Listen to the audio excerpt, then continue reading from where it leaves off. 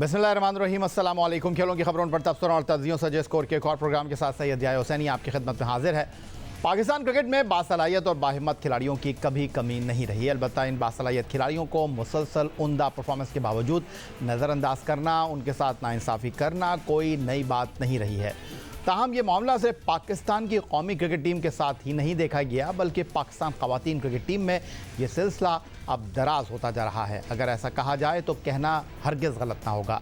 इस हवाले से एक तवील फहरिस्त है जो मुरतब की जा सकती है। अलबत्ता हैरान कुन बात यह है कि पाकिस्तान क्रिकेट बोर्ड इस सारे मामले में खामोश तमाशाई का किरदार अदा कर रहा है। चंद हफ्तों पहले न्यूजीलैंड में खेला गया ICC ख़वातीन क्रिकेट वर्ल्ड कप ऑस्ट्रेलिया की टीम की कामयाबी पर अपने अख्ताम को पहुंचा। अलबत्ता 10 टीमों के टूर्नामेंट में बिस्मा मारूफ की क़यादत में खेलने वाली टीम ग्रीन की परफॉर्मेंस इंतहाई अफसोसनाक रही।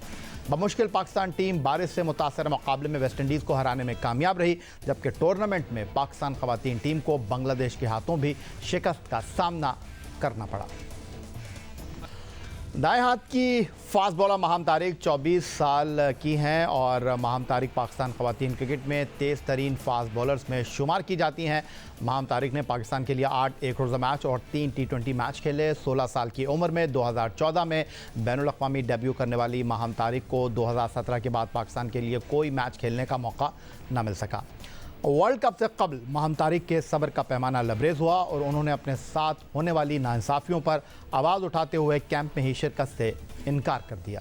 और आज के इस शो में हमारे साथ गुफ्तगू के लिए मौजूद हैं पाकिस्तान की बासलाहियत होनहार फास्ट बॉलर माहम तारिक, जिन्होंने बैनुल-अक़वामी सतह पर पाकिस्तान को वनडे और T20 क्रिकेट में रिप्रेजेंट किया है। माहम, खुशामदीद कहेंगे शो में आपको, और सीधा आपसे सवाल करूँगा कि आप आखिरी मरतबा 2017 में पाकिस्तान के लिए खेलें, लेकिन पाकिस्तान ख़वातीन टीम के साथ ऑन एंड ऑफ आप दौरों पर ज़रूर मौजूद रहीं, लेकिन सिर्फ आप के बारे में अगर मैं ये कहूँ कि आप दौरे पे टीम के साथ होती थी, लेकिन प्लेइंग 11 में आपको खेलने के लिए मौका नहीं मिलता था। लेकिन आप पहली खिलाड़ी नहीं है कि आपके साथ ऐसा हुआ, लेकिन आपने वर्ल्ड कप के तो कैंप में ही शिरकत से इनकार कर दिया। जी बिल्कुल, ऑब्वियसली जब आप इतने लंबे टाइम से एक सर्किट का हिस्सा हो और आप परफॉर्मेंस दे रहे हो डोमेस्टिक लेवल पे भी, पाकिस्तान कैंप में भी आपको बुलाया जा रहा हो, सारे पाकिस्तान कैंप मैंने अटेंड किया, उसमें भी हमारे सिलेक्शन मैचेस होते हैं, फिर डोमेस्टिक अलग होता है, आप उसमें भी कंसिस्टेंट परफॉर्मर हो और उसके बाद आप कैंप में जाके सिलेक्शन मैचेस में भी आप परफॉर्मेंस दे रहे हो और अपने आप को आप बेहतर से बेहतर बनाने की कोशिश में लगे हुए हो और आप परफॉर्मेंस दे रहे हो, उसके बावजूद भी अगर जो है वो इग्नोर किया जाए तो डिसअपॉइंटमेंट होती है। कौन इग्नोर कर रहा है माम आपको? अगर आपको इग्नोर किया जाता तो फिर आप पाकिस्तान A के साथ वेस्ट इंडीज़ का दौरा नहीं करती हैं। अगर आपको इग्नोर किया जाता तो आपको कैंप में नहीं बुलाया जाता। कौन इग्नोर कर रहा है आपको?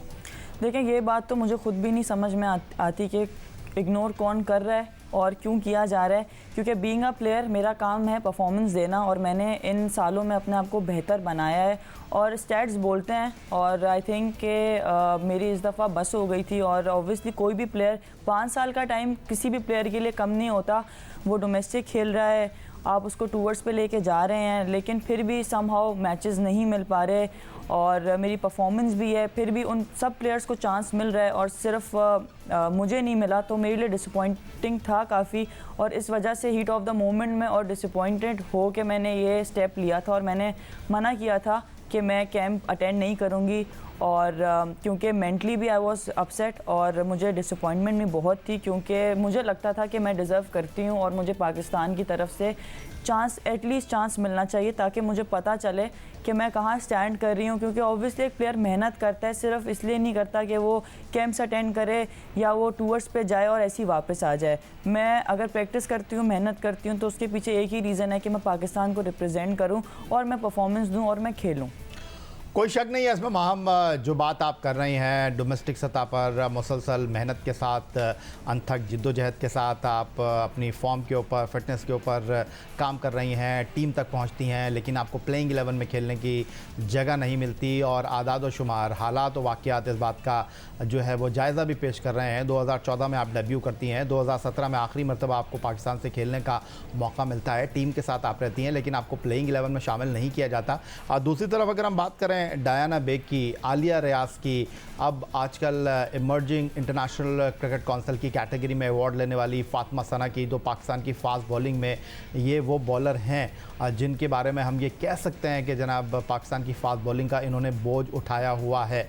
लेकिन आप का अगर इंटरनेशनल करियर हम देखते हैं तो कुछ 8 साल आपको हो गए हैं पाकिस्तान के लिए बैनुल अक़वामी क्रिकेट में शिरकत किए हुए, लेकिन इन फास्ट बॉलर का आप अपने साथ कैसे मवाजना करती हैं? क्या ये फास्ट बॉलर आपसे बेहतर हैं या आपको मौका नहीं मिल रहा इसलिए आप पीछे हैं?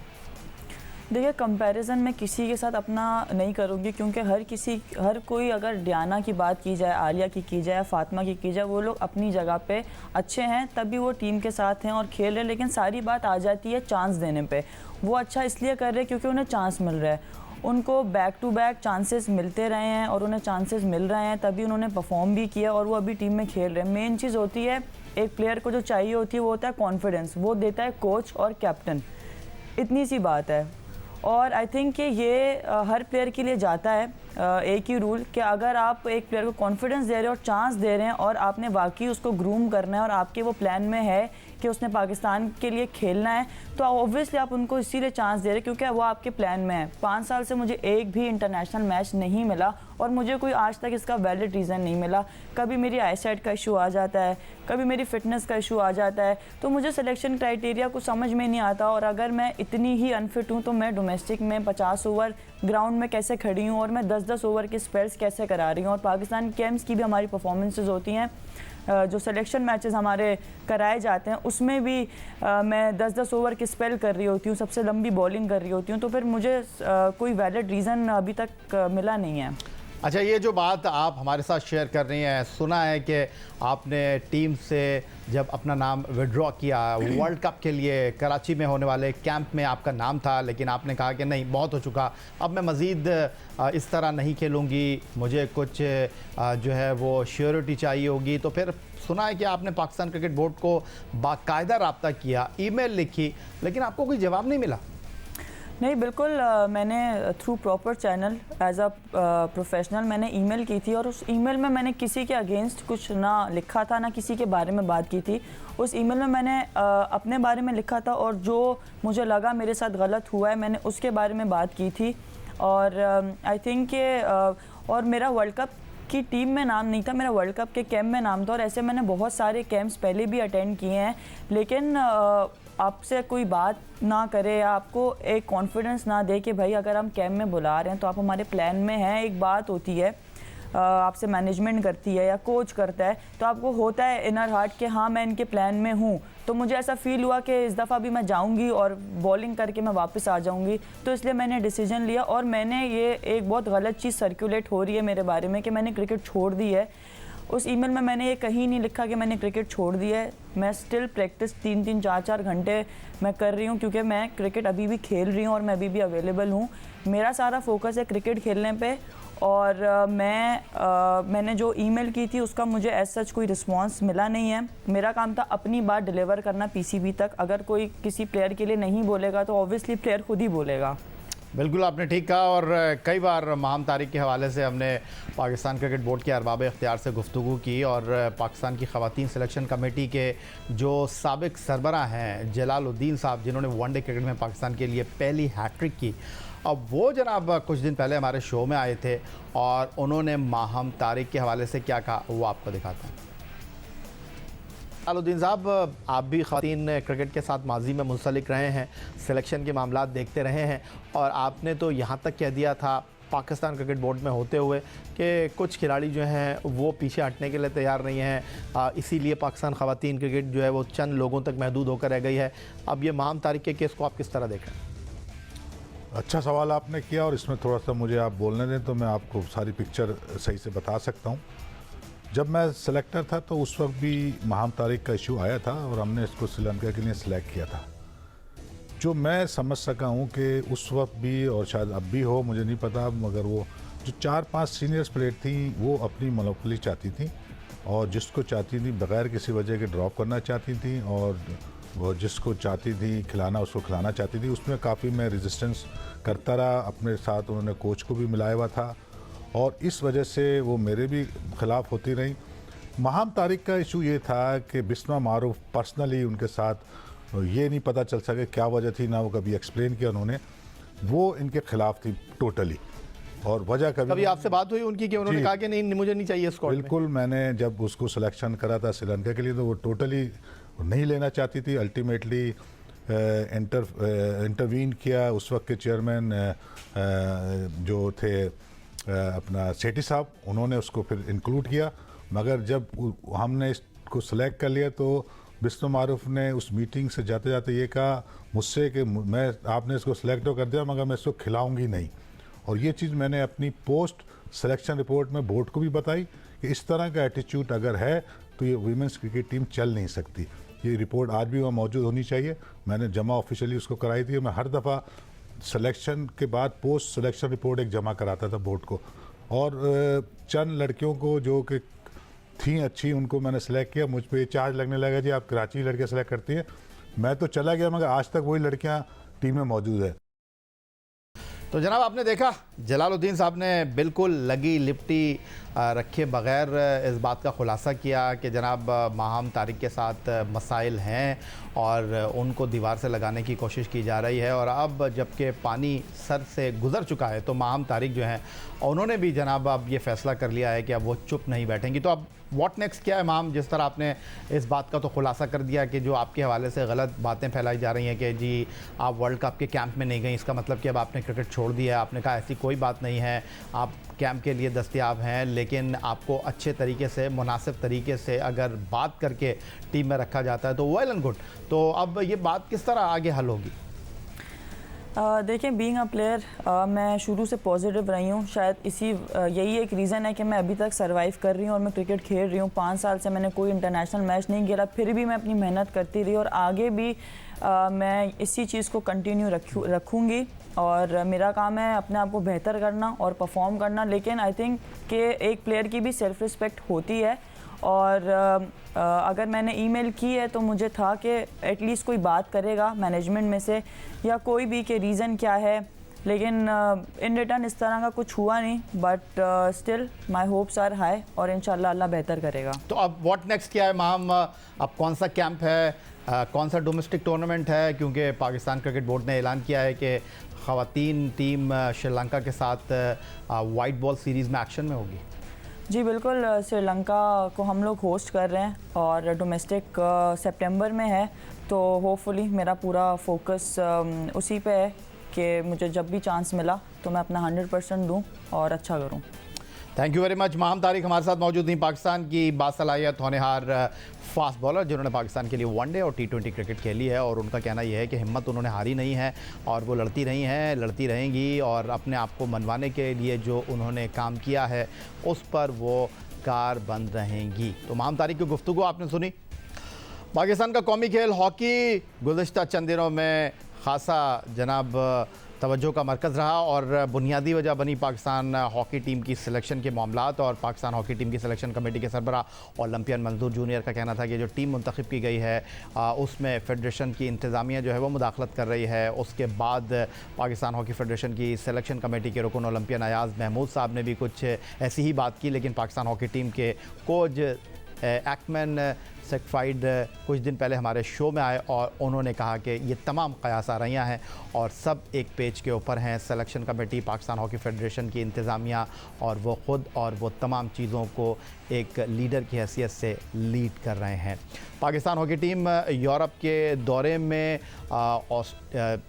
स्पेन के साथ, उसके अलावा हॉलैंड, फ्रांस, बेल्जियम के साथ मुकाबलों में हिस्सा लेगी। और पाकिस्तान हॉकी टीम का ये दौरा यूरोप इस एतबार से अहमियत का हामिल है कि पाकिस्तान हॉकी टीम को इस साल इंडोनेशिया में एशिया कप हॉकी टूर्नामेंट में शिरकत करना है। और ये Asia cup hockey tournament world cup का क्वालिफाइंग राउंड कहा जा रहा है। अगर पाकिस्तान हॉकी टीम इब्तदाई 4 टीमों में जगह हासिल करने में कामयाब रहती है तो पाकिस्तान टीम वर्ल्ड कप खेलने के लिए बराह रास्त क्वालिफाई कर सकती है। तमाम सूरत हाल पर गुफ्तगू करेंगे और लाहौर स्टूडियो से हमारे साथ मौजूद हैं पाकिस्तान हॉकी टीम के गोल कीपिंग कोच और पाकिस्तान हॉकी टीम के लिए खिदमत अंजाम देने वाले गोलकीपर इमरान बट। आपको खुशामदीद कहेंगे शो में। और टेलीफोन लाइन पर हमें ज्वाइन कर रहे हैं लाहौर से right full back Ammad Bhatt. सबसे पहले जनाब बात करेंगे डिपार्टमेंट के हवाले से, क्योंकि एक बार फिर नई हुकूमत आने के बाद इस बात की उम्मीद हो चली है कि एक बार फिर खेलों के जो डिपार्टमेंट हैं वो बहाल हो जाएंगे और खिलाड़ी जो कुछ अर्से पहले साबका हुकूमत की पॉलिसियों की वजह से डिपार्टमेंट ख़त्म होने पर सरापा एहतजाज थे, उनके लिए एक उम्मीद की किरण नज़र आई है। इमरान भट्ट साहब, आप पाकिस्तान इंटरनेशनल एयरलाइन में अब जो है वो ज़िम्मेदारियां अदा कर रहे हैं, स्पोर्ट्स डिपार्टमेंट से आप ऑफिस में ट्रांसफ़र हो गया आपका। तो पहले तो मैं ये जानना चाहूँगा कि हॉकी के हलकों में क्या बात हो रही है, क्योंकि एक बार फिर ये उम्मीद हो चली है शहबाज शरीफ साहब की हुकूमत आने के बाद के डिपार्टमेंट बहाल हो जाएंगे। देखिए, आज ही इस न्यूज़ को मैंने भी देखा है और मुझे बड़ी होप है कि डिपार्टमेंटल जो है वो रिवाइज हो जाएंगे दोबारा स्पोर्ट्स के लिए, जिसके ऊपर दोबारा काम शुरू हो गया है। और ये बहुत ज़रूरी है क्योंकि देखिए हमारी स्पोर्ट्स जो है वो इसके ऊपर बेस करती है। अगर आज मैं PIA में हूँ और ऑफिस वर्क के अंदर काम कर रहा हूँ और अगर एक अच्छी पोस्ट पे काम कर रहा हूँ तो उसका रीज़न हॉकी है और हॉकी की बेस पे ही PIA ने मुझे लिया था और उसी की बेस पे आगे इंटरनेशनल खेला। आपका फ्यूचर सिक्योर होता है, आपकी चीज़ें काफ़ी सिक्योर होती हैं और हमारी हॉकी को जो है वो डिपार्टमेंटल सपोर्ट की बहुत ज़रूरत है। अगर ये डिपार्टमेंटल सपोर्ट नहीं रहेगी तो हमारी हॉकी बहुत ज़्यादा प्रॉब्लम में चली जाएगी। और अम्माद भट्ट साहब, आपकी तरफ आ जाता हूँ। राइट फुल बैक की पोजीशन पर आप खेलते हैं और नेशनल बैंक ऑफ पाकिस्तान के लिए भी आप खिदमत अंजाम देते हैं, तो आपके लिए कितना मुश्किल था और अब आप किस तरह देख रहे हैं डिपार्टमेंट बंद होना और फिर एक मरतबा डिपार्टमेंट शुरू होने की उम्मीद, क्योंकि हॉकी के खिलाड़ी जो है वो वैसे ही बेचारे वसाइल का रोना रोते रहते हैं, क्योंकि हॉकी में सिर्फ आपको डेली अलाउंस मिलता है, मैच फीस आपको नहीं मिलती, तो गुजर बसर कैसे होता है फिर? जी आया भाई, मैं लास्ट 6 साल से नेशनल बैंक को रिप्रेजेंट कर रहा हूँ। तो प्राइम मिनिस्टर इमरान खान साहब की तरफ से जो न्यूज़ आई कि डिपार्टमेंट जो बिल्कुल बंद कर दिए जाएंगे, तो ये न्यूज़ सुन के काफ़ी जो एक शौक था हम सब हॉकी प्लेयर्स के लिए। और जैसे कि खान साहब ने वादा किया था कि वो 2 लाख नौकरियां देंगे, तो वो उनका एक और जो था वो उन्होंने वो काम नहीं किया, तो उसकी बजाय नौकरियां देने की बजाय उन्होंने प्लेयर्स को जॉब से फारिग कर दिया। जैसे मानी भाई मेरे सीनियर प्लेयर हैं, इन्होंने बड़ी अच्छी बात की है कि हॉकी की बेस पे हमें जो अच्छी जॉब्स मिलती हैं और हमारी जो लाइफ आगे सिक्योर होती है। तो काफ़ी प्रॉब्लम्स थी। अब PM शहबाज शरीफ साहब आए हैं, इनकी आज न्यूज़ देखी है तो बड़ी होप आई है दोबारा कि नौकरियां जो दोबारा बहाल की जा रही हैं। और आई होप कि इंशाल्लाह इससे जो नौकरियां बहाल हुई हैं इससे हॉकी में दोबारा ज़रूर बेहतरी आएगी और प्लेयर्स जो हैं वो अपनी जो कंसंट्रेशन है वो पूरी रखेंगे। अच्छा इमरान भट्ट साहब, जो हम माजी में बात करते हैं, पाकिस्तान कस्टम हो, KESC जो के इलेक्ट्रिक बन चुका है, या मुख्तलिफ बैंक्स हों या वापडा हो, वहाँ पर लंबे अरसे तक खिलाड़ी जो है वो नौकरी करते रहे। अगर वो कौमी सतह पर खिदमत अंजाम नहीं दे रहे होते थे तो वो सिर्फ आते थे और तनख्वाह लेकर चले जाते थे।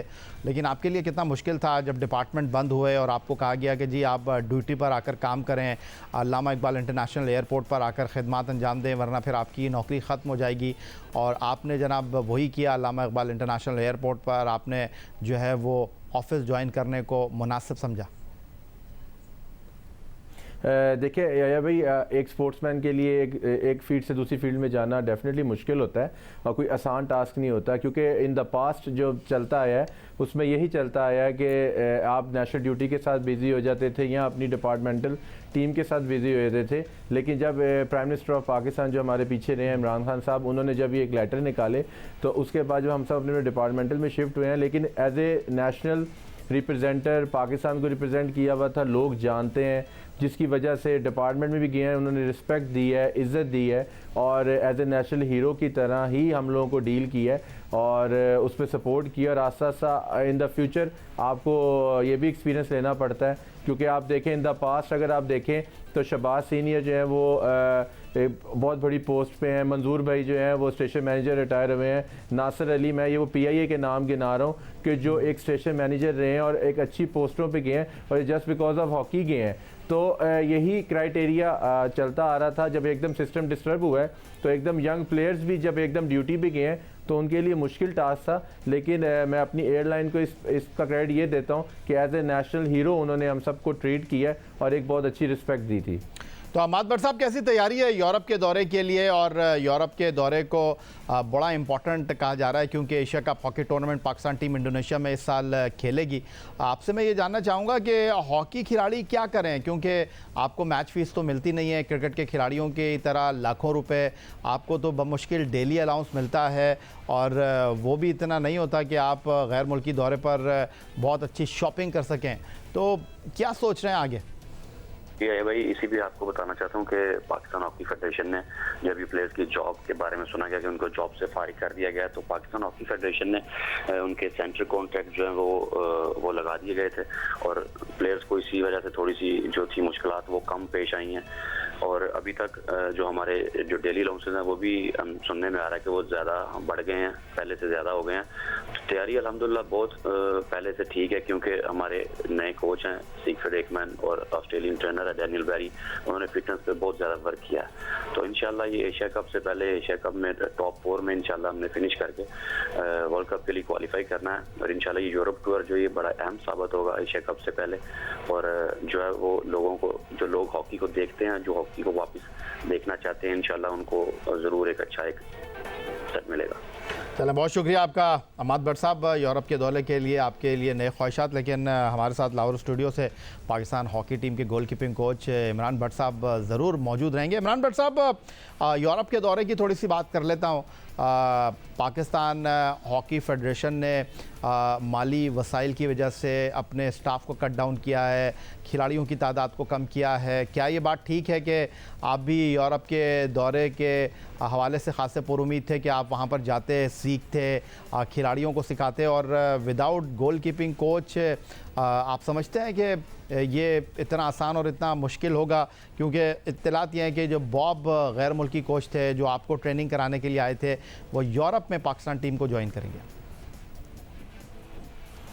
देखिए भाई, बिल्कुल मुश्किलात ज़रूर हैं और यूरोप टूर जिस तरह अरेंज किया गया, क्योंकि मैं टीम के साथ था और ट्रेनिंग कैंप में भी हूँ, और मुझे पता है कि जिस तरह उसको अरेंज किया गया है फेडरेशन की तरफ से, जो माली मुश्किलात चलती आ रही हैं, ब्रिगेडियर सज्जाद खोकर साहब हैं, आसिफ बाजवा साहब जो हैं, जिस तरह उन्होंने अरेंज किया है, उसका रीज़न ये है क्योंकि इतने वसाइल नहीं हैं जितने यूरोप टूर के एक्सपेंस हैं, और उसमें डेफिनेटली उन्होंने प्लेयर्स भी थोड़े कट डाउन किए हैं और उसके बाद स्टाफ में भी थोड़ा कट डाउन किया है। और लेकिन बेहतर ये है कि ये यूरोप टूर पे जा रहे हैं और वहाँ पे जाके ये मैचेस एशिया कप से पहले खेलेंगे, जो कि हमारे लिए बहुत ज़रूरी है क्योंकि हमारी हॉकी जो है ये 4 साल बाद एक साल ऐसा आता है जिसमें हमने वर्ल्ड कप क्वालिफाई करना होता है, हमने ओलंपिक्स क्वालिफाई करना होता है। तो इस वक्त हमारे पास जो बेस्ट ऑप्शन है वो यही है कि प्लेयर्स ज़्यादा से ज़्यादा जाएँ, क्योंकि प्लेयर्स के ज़्यादा से जाने से पहले एक अच्छा पूल जो है वो तैयार हो जाए, एशिया कप से पहले अच्छे मैचेस मिल जाएँ, वर्ल्ड कप ये क्वालिफाई कर जाएँ। क्योंकि मैं इस चीज़ में ये कहता हूँ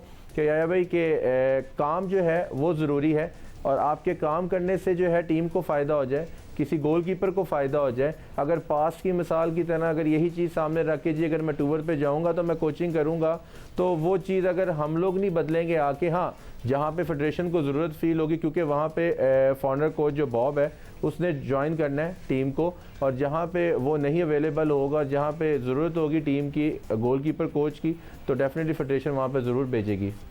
अच्छा इमरान, चूँकि आप गोल कीपिंग के डिपार्टमेंट को डायरेक्टली लुक आफ्टर कर रहे थे और साथ साथ आप सीख भी रहे थे, गोल कीपर्स को तरबियत देने के साथ, कोचिंग कराने के साथ, एक बड़ा इम्पॉर्टेंट सवाल यह है कि आप एशियन चैम्पियंस ट्रॉफ़ी में मज़हर गोलकीपर के साथ गए और अब यूरोप के दौरे पर आप जा रहे हैं। एशिया कप खेलने से पहले आपने मां सिवाय गोलकीपर मज़हर के बाकी उसी टीम को रखा है, तो आपको लगता है कि जो हमारे दूसरे गोलकीपर हैं वो तैयार हैं? देखिए यार भाई, मेहनत तो बहुत की गई है उनके ऊपर और टैलेंट भी है उनमें, इसमें कोई शक नहीं है कि ये न्यू कमर्स हैं और इतना एक्सपीरियंस नहीं है। अब यूरोप में जाके खेलेंगे इनको फ़ायदा होगा, क्योंकि जो आपका फॉरनर कोच है एकमैन, उसका बिलीव है कि मैं यंग स्टाफ को लेके आगे चलूं, क्योंकि वो लॉन्ग टर्म प्लानिंग के ऊपर है। तो जिसकी बिना पे जो डिस्कशंस हुई हैं और डिस्कशंस के बाद जो है उसने जो है यंग गोल कीपर्स को जो है, क्योंकि बेसिकली फाइनल अथॉरिटीज़ एकमैन जो उसको अपने सेटअप के लिए बेहतर लग रहा है वो उसी को टीम के अंदर एडजस्ट कर रहा है। तो जो उसके साथ डिस्कशन हुई है, इवन जो फॉरनर बॉब था उसके साथ बैठ के डिस्कशन हुई है, तो उनका जो एक विजन है वो है यंग गोल कीपर्स के ऊपर, और वो चाहते हैं कि लॉन्ग टर्म फ्यूचर पे इनको लेके चले। इसीलिए वो यूरोप के ऊपर इनको मैचेस खिलाना चाहते हैं ताकि एशिया कप से पहले इनका कॉन्फिडेंस जो है वो कर सके बेहतर। तो वो कौन सा गोलकीपर है अब इमरान जिस पर सारा फोकस है? और हमने देखा कि मज़हर पूरा Asia cup, Asian champions trophy खेले और अब वो टीम में नहीं है, तो अब कौन सा गोलकीपर है जो पहली चॉइस होगा?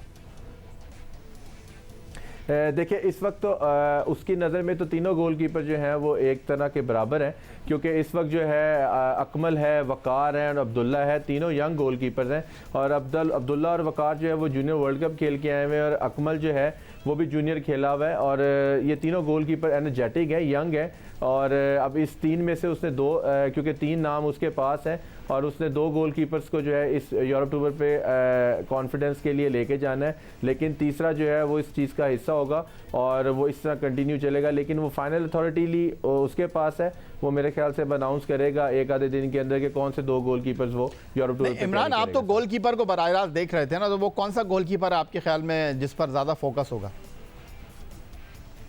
मेरे ख्याल से इस वक्त जो है वो गोलकीपर्स में जो है वो अकमल बहुत अच्छा परफॉर्म कर रहा है। अकमल है, वकार है, और उसके बाद अब्दुल्ला है, यंगस्टर्स हैं, टॉल हाइटेड हैं, दो गोलकीपर आपके पास। जिस तरह आप समझ लें कि in the future, in the past आपके पास सलमान अकबर थे, इसी तरह टॉल हाइटेड है और ब्राइट फ्यूचर मुझे इनका नज़र आता है। एज ए ट्रेनर इनके साथ मैंने काम किया है, तो इस वक्त अकमल जो है वो बहुत इंप्रूव कर रहा है, उसके साथ अब्दुल्ला और वकार इंप्रूव कर रहे हैं। अच्छा, अगर मैं गलती नहीं कर रहा तो जूनियर वर्ल्ड कप में वकार और अब्दुल्ला थे, तो ये अकमल जो थे वो आपके रिजर्व गोलकीपर थे और ये स्टैंड बाय थे मज़हर के साथ। तो फिर हम कैसे आगे बढ़ रहे हैं?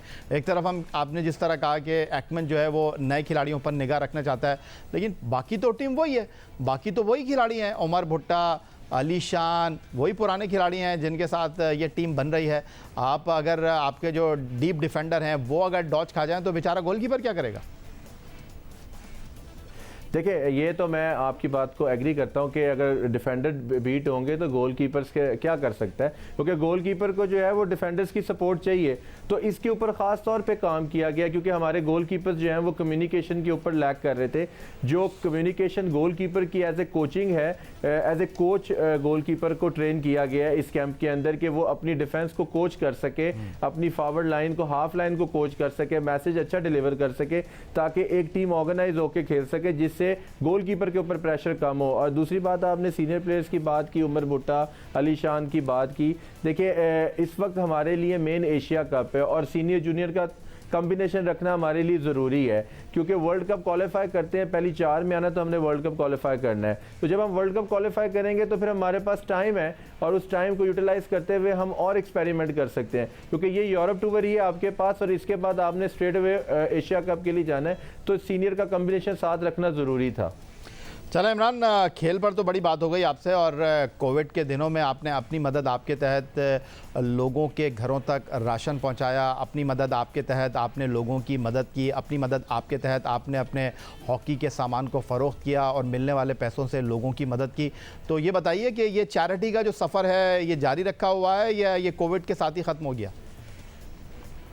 नहीं है भाई, जारी रखा हुआ है, और जहाँ तक जो मुझे समझ आती है कि मुस्तहिक लोग हैं और उन तक कोई चीज़ पहुंचानी होती तो मैं ज़रूर एक बताए बगैर और उसको शो किए बगैर लोगों की मदद करता हूं। और जिस तरह मैंने असम की कैंपेन के अंदर जो है अपनी शर्ट जो चैंपियंस ट्रॉफी 2014 की जो पाकिस्तान ने 16 साल बाद फाइनल खेला था वो मैंने शर्ट डोनेट की थी और वो भी उस चैरिटी का हिस्सा बनी है और लोगों तक उसका भी राशन की सूरत में लोगों तक उसकी मदद की गई है। और मैं हमेशा अपनी ज़िंदगी में ये ज़रूर सोचता हूँ कि अगर आज अल्लाह ताला ने कोई इज़्ज़त दी हुई है या अल्लाह ताला ने कोई मुकाम दिया हुआ है तो ये सब इन्हीं लोगों की वजह से है।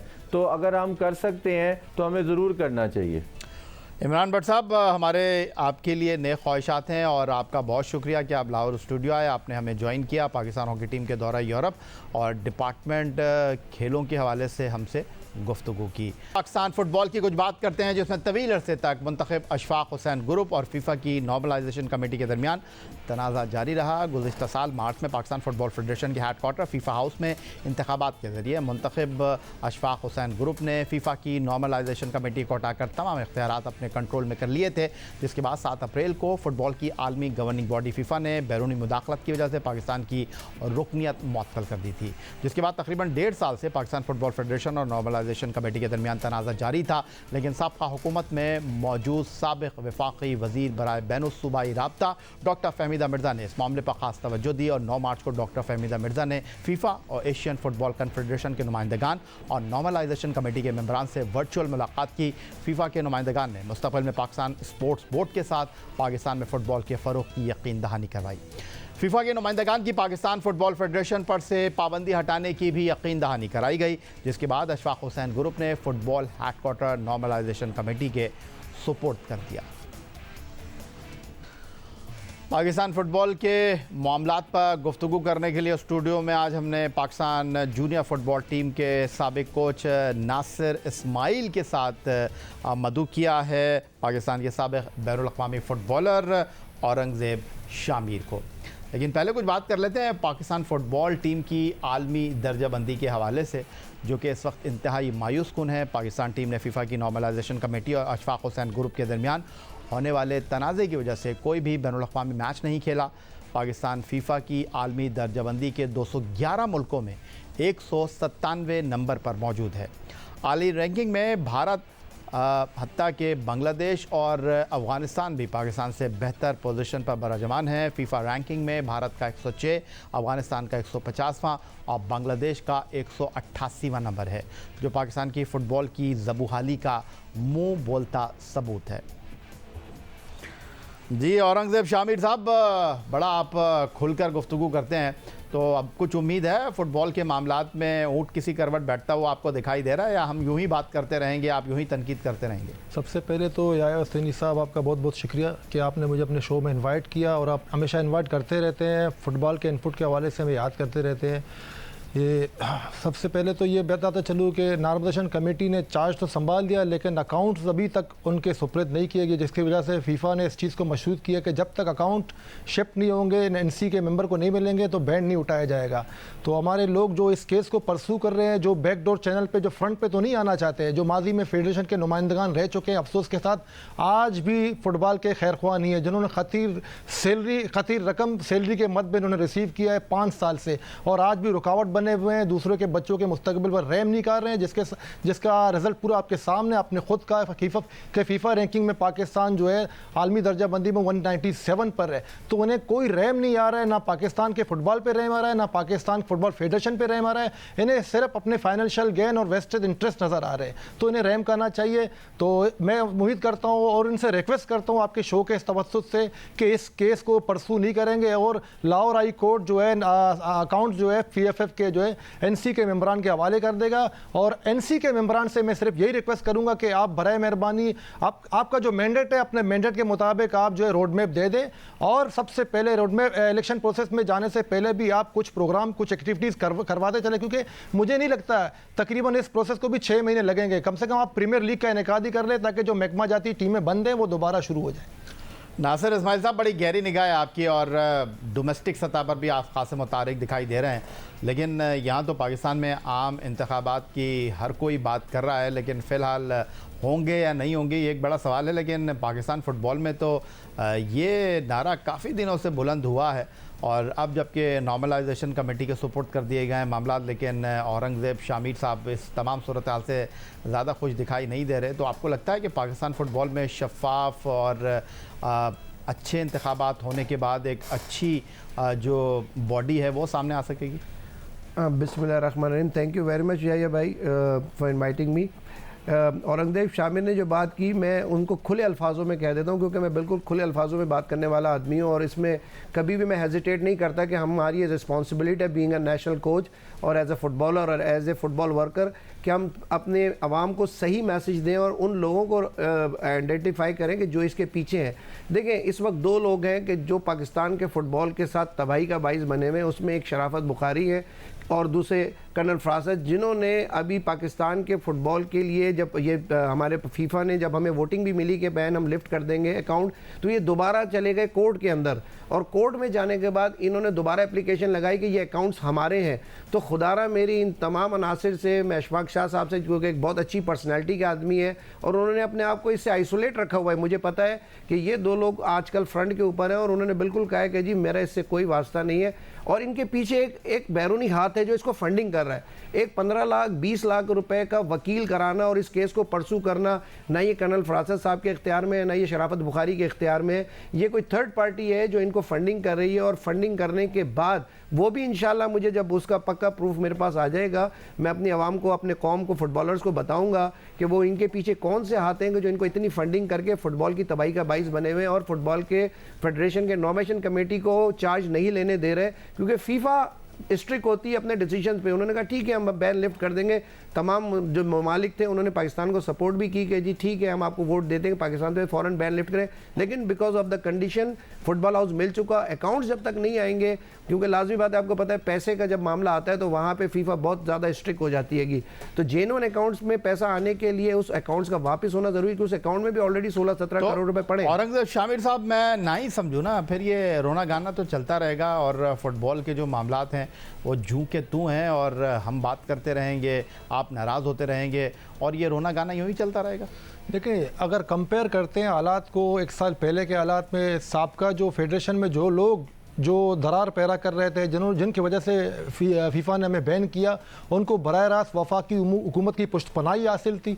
बहुत से ऐसे चेहरे थे। लेकिन अब जो है पाकिस्तान की वफाक की हुकूमत में हुकूमत भी चेंज हो गई है, मुस्लिम लीग नून की हुकूमत आ गई है। अब आए हम स्टेटमेंट भी पढ़ते रहते हैं कि बिल्कुल मुदाखलत करेगी और महकमा जाती टीमों को शायद नोटिफिकेशन भी जारी कर दिया जाएगा कि अपने टीमों को दोबारा बहाल करें। तो मैं नहीं समझता हूँ कि मौजूदा हुकूमत को आप इस तरह देखेंगे जिस तरह साबका हुकूमत ने जो काम किए। पूरे डिपार्टमेंट जो हमारा स्ट्रक्चर देखे क्या है, हमारा स्ट्रक्चर डिपार्टमेंट टीमों पर खड़ा है, जो हम 70 साल से सुनते हुए आ रहे हैं, वो सारा स्ट्रक्चर हमारा बैठ गया। एक स्पोर्ट्समैन की हुकूमत ने जो है ना सारे स्पोर्ट्समैनों को एक डिसीजन के जरिए बेरोजगार कर दिया और सारा स्ट्रक्चर बैठ गया।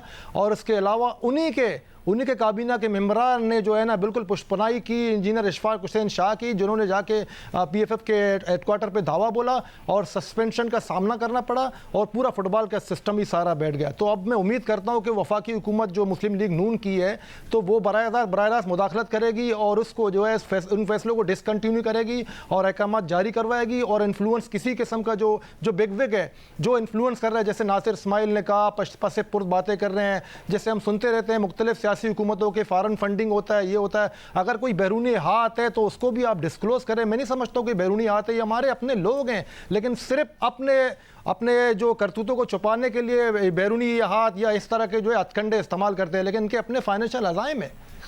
ठीक हो गया। तो नासिर इस्माइल साहब, जो औरंगजेब शामिर साहब बात कर रहे हैं डिपार्टमेंट की बहाली के हवाले से, अभी कुछ दिन पहले मेरा आपके बैंक में जाना हुआ और वहाँ पर हर कोई मुझसे यही बात कर रहा था कि यार भाई पाकिस्तान में फ़ुटबॉलर्स के लिए आप आवाज़ उठाएं और ये डिपार्टमेंट बहाल होना चाहिए। तो है उम्मीद, जिस तरह बात कर रहे हैं वफाकी हुकूमत की, पाकिस्तान मुस्लिम लीग की, शाहजेब मीर साहब के, हो सकता है कि रिवर्स गियर लग जाए। आपको लगता है कि डिपार्टमेंट बहाल हो जाएंगे और ये इतना आसान होगा?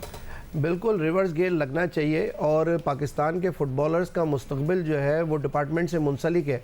लेकिन मैं यहाँ पे डिपार्टमेंट के साथ साथ अगर हमने दुनिया को मैच करना है, अगर हमने दुनिया के फुटबॉल के साथ चलना है तो हमें क्लब स्ट्रक्चर को ज़रूर प्रमोट करना पड़ेगा, क्योंकि दुनिया भर के अंदर क्लब स्ट्रक्चर के थ्रू ही प्लेयर्स और कोचेज़, रेफरीज प्रोफेशनलिज्म के थ्रू ही प्रमोट होते हैं। उसके साथ साथ जब बाहर से क्लब स्ट्रक्चर प्रमोट होता है तो उसके साथ हमें ये फ़ायदा होता है कि हमारे हाथ से फॉरेन प्लेयर्स आते हैं, हमारे एशिया के प्लेयर आते हैं, और जब हमारा प्लेयर उन प्लेयरों के साथ खेलता है तो उनका खेलने का स्टैंडर्ड बहुत अच्छा हो जाता है। फिर साथ साथ मल्टीनेशनल कंपनीज, जब बाहर का ब्रांड आता है तो जल्दी जुड़ जाता है। उससे क्या होता है कि प्लेयरों को भी बहुत ज़्यादा फायदा होता है। उसके बाद क्लब लाइसेंसिंग एक ऐसा इशू है AFC का कि जिसके थ्रू हमने चलना है आगे, क्योंकि देखें ये डिपार्टमेंट की जो तलवार है ना, ये प्लेयरों के ऊपर तलवार है। आज ये हुकूमत ख़त्म हो गई इमरान खान साहब की, तो नवाज शरीफ साहब अगर अब जो भी हुकूमत है वफाक के अंदर, वो इसको बहाल कर देते हैं। खुदा ना खास अगर कोई दूसरी हुकूमत आती है, वो फिर आती है, वो फिर इस डिसीजन को रिवर्ट करती है, फिर प्लेयर उसी जगह पे खड़े होंगे। तो अगर इस दौरान डिपार्टमेंट्स भी रहे और साथ साथ क्लब स्ट्रक्चर प्रमोट हो, AFC का जो क्लब लाइसेंसिंग है, जो फीफा का क्लब लाइसेंसिंग है, प्रोफेशनलिज्म है, अगर हम उसको अडॉप्ट करेंगे तो इस तलवार से हम निकल जाएंगे। सीजन बेस्ड कॉन्ट्रैक्ट कोचेस के होंगे, सीजन बेस्ड कॉन्ट्रैक्ट प्लेयरों के होंगे, और उसके बाद मल्टीनेशनल कंपनीज होगी, आपके लाइव टेलीकास्ट मैचों की होगी। आपकी बात को मैं काटता हूँ, अब सॉरी फॉर इंटरप्शन। जिस क्लब कल्चर की आप बात करते हैं, हम हमेशा जो हवाला देते हैं कि इंग्लिश प्रीमियर लीग का हवाला देते हैं। अपने हमसाया ममालिक में देखें, वहाँ पर डिपार्टमेंट फुटबॉल भी जारी है और क्लब फुटबॉल भी जारी है। उन्होंने आपने कोई अल्टरनेट नहीं दिया, आपकी वफाकी हुकूमत थे जो 4 साल गुजारे, कोई अल्टरनेट दिया। और कराची के अंदर क्लब कल्चर अब कौन इंट्रोड्यूस करवा रहा है? 6,000 रुपये हमारे लड़कों को दे रहा है। जो इलेक्ट्रिक में 1 लाख रुपए सेबी लेने वाले लड़के, आपके नेशनल बैंक में 1.5 लाख उठाने वाले लड़के, क्या आप हमारे लड़कों का स्टैंडर्ड ये कि 6,000 रुपये अब एलीट क्लास आपके फुटबॉल में घुस गया? नासिर भाई, आप लोग समेत, आप एलेसन कोच समेत फुटबॉल के तमाम जो जिम्मेदार हैं, जो स्टेक होल्डर है, अब भी आपने होश के नाखून नहीं लिए तो ये एलीट क्लास आपको जो मसल करके रख देगा। हो गया। औरंगजेब शामिर साहब हमारे साथ मौजूद हैं और नासिर इस्माइल साहब भी हमारे साथ मौजूद हैं। लेकिन एक और अहम टॉपिक फुटबॉल के हवाले से यहाँ पर मैं डिस्कस करना चाहूँगा और अपने मौजूद मेहमानों की तवज्जो उस जानिब दिलाना चाहूँगा। खेलों में फिक्सिंग होना कोई नई बात नहीं है। पाकिस्तान क्रिकेट में फिक्सिंग के स्कैंडल मंजर आम पर आए, जिसकी वजह से पाकिस्तानी क्रिकेटर्स को पाबंदी और जुर्माने का सामना भी करना पड़ा। लेकिन हाल ही में पाकिस्तान की तारीख में फुटबॉल में पहला फिक्स मैच वीडियो की मदद से सामने आ गया। नया नाज़िमाबाद कराची में जारी Ramzan cup floodlight football tournament के आखिरी लीग मैच में खिलाड़ियों की मिली भगत से मैच फिक्स किया गया। ये पाकिस्तान की तारीख में फुटबॉल का पहला फिक्स मैच वीडियो की मदद से सामने आया। नेशनल शाहीन और बाबुल स्पोर्ट्स के दरमियान खेला जाने वाला मैच फिक्स साबित हुआ। टूर्नामेंट के मुंतज़मीन ने फौरी एक्शन लिया और शकूक सामने आने के बाद खिलाड़ियों के बयानात कलमबंद किए गए। फिक्सिंग में मुलविस टीम के जो खिलाड़ी थे नेशनल शाहीन के, उनको सेमीफाइनल से बाहर कर दिया गया।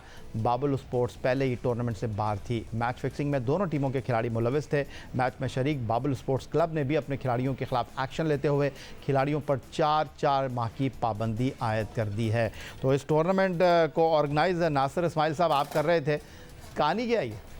देखें, कहानी ये है कि ऑलरेडी बाबुल स्पोर्ट्स जो थी वो 3 पॉइंट के साथ टूर्नामेंट से आउट थी और 1 पॉइंट था नेशनल शाहीन का। अगर वो उनको 3 गोल का मार्जिन चाहिए था कि अगर वो 3 गोल से जीतते 3-0 से, तो उस वक्त बर्मा आफरीदी बाहर हो जाती। तो मैं तो वहाँ फिज़िकली मौजूद होता हूँ और बड़ी बारीक नज़र रखता हूँ हर मैच के ऊपर, जब ख़ास तौर पे जब इस किस्म के मैच हो रहे होते हैं। तो जब मैंने मैच के अंदर देखा शुरू के 5-7 मिनट के अंदर ही, तो मैंने प्लेयरों की बॉडी लैंग्वेज देखी तो मैं बड़ा सरप्राइज़ हुआ। और बाद में हमने इसकी पूरी इन्वेस्टिगेशन तमाम मैचों के गोलों के बाद हमने उसके क्लिप्स निकाले। हमने खास तौर पे जो लास्ट गोल हुआ, उस लास्ट गोल के अंदर तो बिल्कुल क्लियर नज़र आ गया कि एक प्लेयर सेंटर से बॉल लेके जा रहा है, सारे प्लेयर उसको जाता हुआ देख रहे हैं, गोलकीपर भी साइड में हट रहा है और वह गेंद गोल कर रहेगा। उसके बाद मैंने रेफरीज की रिपोर्ट ली। रेफरीज ने बाकायदा मुझे रिपोर्ट दी के साथ बिल्कुल ये वर्बल कम्युनिकेशन प्लेयरों की आपस में थी और कह रहे थे यार हमें छोड़ दो, हमें जाने दो, हमें जीतने दो। उसके बाद असिस्टेंट रेफरी थे, वो जो कोचेस के जो रिमार्क्स आ रहे थे, जो असिस्टेंट रेफरीज थे, वो उनके रिमार्क्स सुन रहे थे कि यार आराम से खेलो, क्या हो गया, ज़्यादा जल्दी नहीं करो। तो ये वो कमेंट्स थे ख़ास तौर पे बाबुल स्पोर्ट्स के। जब मेरी बात हुई नेशनल शाहीन से, तो उन्होंने जो दोनों कोचेस थे, जिसमें औरंगजेब थे और जिसके अंदर एहसानुल्लाह थे। औरंगजेब यही वाले? नहीं, ये औरंगजेब नहीं थे, वो दूसरे औरंगजेब है। वो भी सुई सदर्न गैस में ऐसे असिस्टेंट कोच होते हैं। तो उन्होंने बाकायदा हलफ उठाया इस बात का कि नासिर भाई हम खुद सरप्राइज थे कि हम प्लेयरों को मना कर रहे हैं, लेकिन प्लेयरों की सतह पर हुआ, प्लेयरों की सतह पर। औरंगजेब शामिर साहब, यहाँ पर वाज़ेह तौर पर लग रहा है कि जिस तरह इस खबर की बड़ी चर्चा हुई और जिस तरह टूर्नामेंट के ऑर्गेनाइजिंग सेक्रेटरी नासिर इस्माइल साहब भी इस बात का खुलासा कर रहे हैं, फीफा ने फिलहाल आंखें बंद की हुई हैं, ऐसा लगता है पाकिस्तान फुटबॉल के वाले से। वरना तो बड़ी खबर थी, एक्शन होना चाहिए था, बास्पोर्ट्स होनी चाहिए थी। डोमेस्टिक फुटबॉल में इस किस्म के वाक़यात रोनमा होते हैं, लेकिन कमाल की बात यह है बीइंग टूर्नामेंट ऑर्गेनाइजर उन्होंने बखूबी इसको बहुत बेहतर अंदाज में टैकल किया। ये खुशाइन बात है, एक अच्छा मैसेज गया है। इन फ्यूचर कोई भी अगर टूर्नामेंट ऑर्गेनाइज का आपको लग रहा है कि मैच फिक्स है, आपको टैकल करना चाहिए और उस टीम को आउट आउट करना चाहिए। बाकी मैं नासिर इस्माइल से गुजारिश करूँगा उस बात की भी वजाहत करें। सिंध सुपर लीग में भी एज ए कोच इन पर ये एलिगेशन थे डिस्ट्रिक्ट वेस्ट के मेम्बरान ने लगाए थे कि कोरंगी रॉयल और जो है इनके माबेन जो टीम थी लाड़काना के वो मैच भी फिक्स था, लेकिन मैं नहीं समझता हूँ फिक्स मैच था, एक कम्पिटिटिव। आप ये कह रहे हैं कि नासिर इस्माइल साहब नासिर वजाहत करे इस चीज़ का भी, नासिर इस्माइल मैं बिल्कुल इसकी वजाहत करूंगा। देखें, सिंध सुपर लीग के अंदर हमारा मैच था और इस मैच को लोगों ने फिक्स किया। हम जब एक पोजीशन आती है किसी जगह पे क्वालिफाई करने की और ऐसी जगह पे कि जब हमारे पास 3 से 4 येलो कार्ड हमारे प्लेयर हो, तो हमने उन प्लेयरों को, क्योंकि डायरेक्ट सेमीफाइनल मैच था, अगर किसी भी जगह पर 3 से 4 प्लेयर हमारे डबल येलो कार्ड होते तो हमने उनको बेंच के ऊपर रिजर्व किया।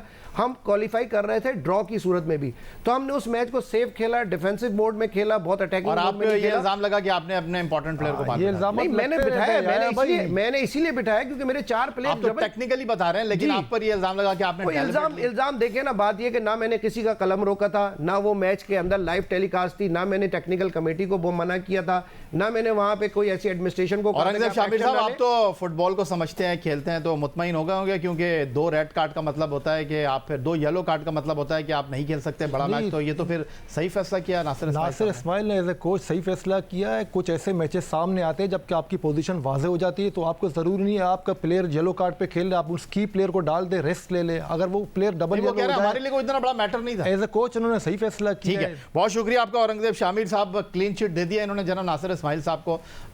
प्रीमियर लीग मैच में इनके ऊपर जो सवाल उठा था और नासिर इस्माइल साहब ने अपनी पोजीशन को क्लियर किया, लेकिन साथ साथ हमारे दोनों मौजूद मेहमानों का कहना यह है कि पाकिस्तान फुटबॉल की जो कश्ती अभी मझधार में है और अभी इसको इस मझधार में से निकलने के लिए बहुत वक्त दरकार है। पाकिस्तान फुटबॉल पर आने वाले प्रोग्रामों में भी हम गुफ्तगू करते रहेंगे, सवाल उठाते रहेंगे और ऐसे ही अपने मौजूद मेहमानों को शो में मदऊ करते रहेंगे। यही आज का हमारा प्रोग्राम था। ट्विटर पर आप हमें फॉलो कर सकते हैं, फेसबुक पर हमारा पेज score.geo न्यूज़, जहाँ जाकर आप इस प्रोग्राम की क्लिप्स एक बार फिर देख सकते हैं और आप हमें ईमेल कर सकते हैं, अपनी राय का इजहार कर सकते हैं score@geo.tv पर। इस दुआ, इस उम्मीद, इस तवक्को के साथ कि पाकिस्तान में खेल और खिलाड़ी तरक्की करते रहें। सैयद यासनी को स्कोर की पूरी टीम के साथ अगले प्रोग्राम तक के लिए इजाज़त दीजिए। अल्लाह हाफ़िज़।